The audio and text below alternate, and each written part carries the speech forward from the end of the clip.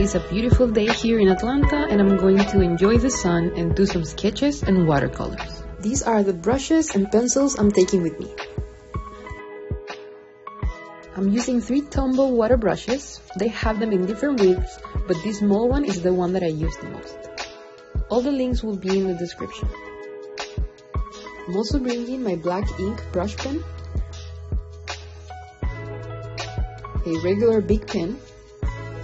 My Pentel mechanical pen is a 0.5, but what I actually use the most is this number 2 pencil with a detachable eraser. This is my portable watercolor set. It has plates to mix colors on both sides, and all the pens are detachable and can be customized. I bought it in Chile after I tried the one my friends Camilo and Pia had, and I fell in love with its portability. I picked each color individually, and I tried to emulate the color palette I use in Procreate for my illustrations.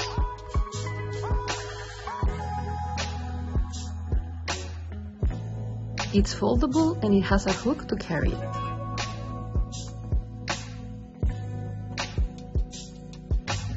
This is my latest sketchbook. It's called Flexbook. It's built for travel, has heavy paper, and extends completely flat. And I'm going to put it all in my green travel purse from H&M, which I love because all my art supplies fit perfectly.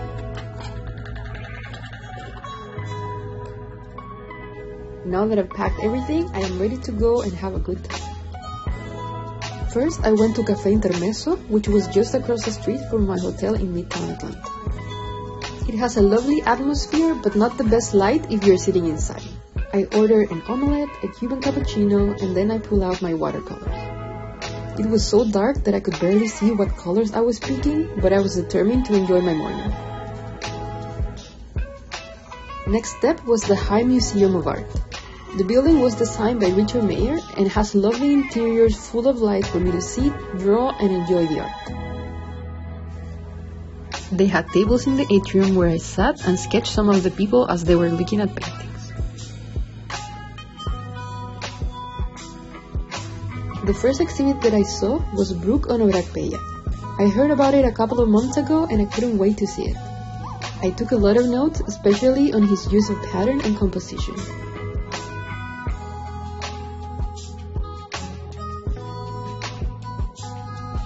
On the African art collection, I saw this set of statues that inspired me for my next sketch because of the way the figures are stacked on top of each other. I tried to do something similar here. It's always a good day for me when even the cafeteria has an Ellsworth Kelly painting in the background. My next stop was the samurai exhibit, which was breathtaking. They had the largest collection of samurai armors, helmets, and swords outside of Japan. I sat by this ink and watercolor painting by Brandon Sadler, taking notes of his composition choices and just enjoying the way he does these massive paintings with just ink on paper. And even though the exhibition was crowded, I found a place to sit and bring out my watercolors in front of this display.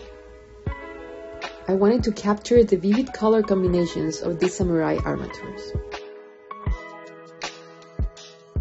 On my way out, I picked a couple of books about Japanese art from the gift shop and headed back to my hotel room. It was already 6 o'clock and it looked like it was going to rain, so I got a coffee on my way back and I decided to stay inside.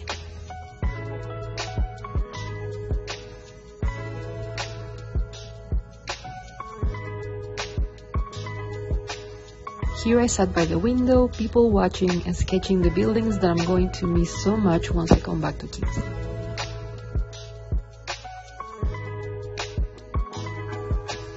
Thank you for watching my video. If you like my content, please like and subscribe.